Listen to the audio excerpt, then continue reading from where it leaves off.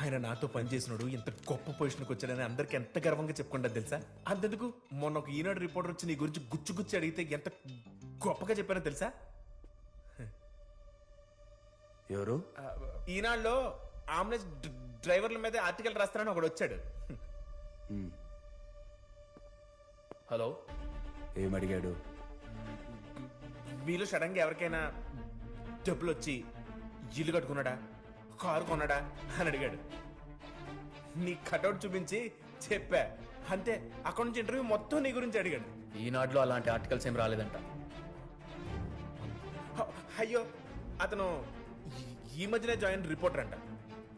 అంతకుముందు ఏవో పుస్తకాలు రాసుకున్నాడంట. అతని పేరు ఏదో తమాషాగా ఉంటది. పెన్సిల్ పార్క్ సార్ అది.